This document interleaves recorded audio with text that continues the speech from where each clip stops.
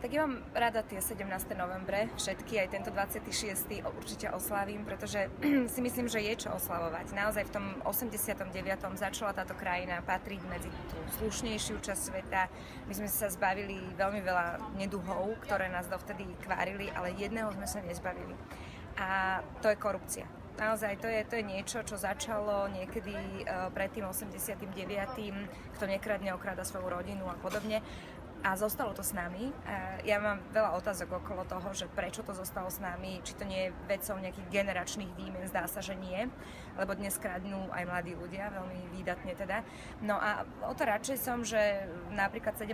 november ja oslavím tak, že budem sedieť za veľkým okrúhlym stolom a budem diskutovať spolu s ďalšími ľuďmi o tom, že aké zlé je to s tou korupciou na Slovensku.